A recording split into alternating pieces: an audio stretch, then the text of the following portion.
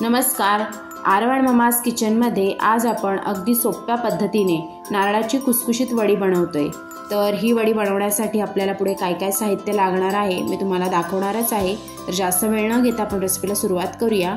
तर हे आहे आपल्याला लागणारे साहित्य। ह्यामध्ये मी घेतलेले आहे 200 ग्राम डेसिकेटेड कोकोनट, 1 वाटी पिठी साखर घेतलेली आहे, 1 छोटी वाटी मी इथे मिल्क पावडर घेतलेली आहे, 1 वाटी ताज्या दुधाची साय घेतलेली आहे आणि एक थोडी मोठी वाटी आहे ती मी दूध घेतलेलं आहे।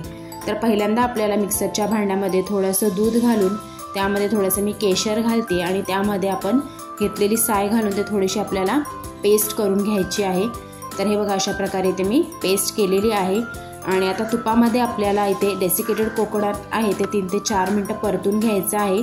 इथे मी 2 चमचे तुपामध्ये डेसिकेटेड कोकोनट आहे ते छान असं परतून घेणार आहे। मिक्स करत राहायचं आहे आपल्याला तुपामध्ये छान असं। त्यानंतर आपल्याला सगळं साहित्य आहे ते एक एक करून ह्यामध्ये घालायचं आहे। तर आता ह्यामध्ये आपण जे मिक्सरला पेस्ट बनवली होती ती मी ह्यामध्ये घालतेय। ती पेस्ट आपल्याला छान मिक्स करून घ्यायची आहे। पूर्ण जे कोकोनट आहे त्याच्यामध्ये एकजीव करून घ्यायचं आहे सगळं साहित्य। आता ह्यामध्ये मी घालते मिल्क पावडर, एक छोटी वाटी मिल्क पावडर घेतली होती ती घालायची आहे आणि छान मिक्स करून घ्यायचं आहे। तुम्ही इथे बघू शकता केशर घातल्यामुळे छान असा येलोइश कलर आलेला आहे। आता मिल्क पावडर आपली मिक्स करून झाली आणि त्यामध्ये मी घातलेली आहे साखर आणि इथे मी सगळं साहित्य आहे ते छान असं एकजीव करून घेतलेलं आहे डेसिकेटेड कोकोनटमध्ये। आता आपल्याला हे मिश्रण आहे ते एका ताटाला तूप लावून घ्यायचं आहे। इथे मी ताटाला तूप लावून घेतलेलं आहे आणि सगळं मिश्रण आहे ते व्यवस्थित आपल्याला ते ताटामध्ये थापून घ्यायचं आहे। सगळीकडे हाताच्या मदतीने छान असं थापून घ्यायचं आहे, पूर्ण सेट करून घ्यायचं आहे। हे बघा अशा प्रकारे सेट करून घ्यायचं आहे। त्यानंतर वरून तुमच्या आवडीनुसार तुम्ही ते ड्रायफ्रूट्स घालू शकता। तर अशा प्रकारे मी सगळे ड्रायफ्रूट्स घातलेले आहे। एक 5 ते 8 मिनिटांमध्ये आपल्याला ह्याच्या वड्या करून घ्यायच्या आहेत आवडीनुसार। तर हे बघा इथे मी अशा वड्या करून घेतलेल्या आहेत।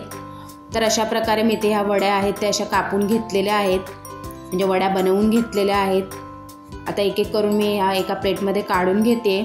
तर ह्या वड्या आहेत त्या तुम्ही फ्रीजमध्ये न ठेवता बाहेरच 15 ते 20 दिवस ह्या टिकतात। जेव्हाही तुम्हाला गोड खायचं मन झालं तर तुम्ही ही वडी नक्की खाऊ शकता। तर तुम्ही ते बघू शकता मस्त आपली खोबऱ्याची वडी किंवा बर्फी म्हणू शकता छान तयार झालेली आहे। वरून मी घातलेल्या आहेत थोड्याशा गुलाबाच्या पाकळ्या, त्याच्याने छान वाटतं एकदम दिसायला। तर अशा प्रकारच्या वड्या तुम्ही सुद्धा नक्की बनवून बघा, तुम्हाला सुद्धा आवडतील। आणि मी केलेली रेसिपी कशी वाटली ते सुद्धा मला कमेंट करा। आणि जर की तुम्ही माझ्या चॅनलवर नवीन असाल तर सबस्क्राईब करायला विसरू नका। चला तर पुन्हा भेटूया अशाच एका नवीन रेसिपी व्हिडिओ सोबत। तोपर्यंत बाय बाय।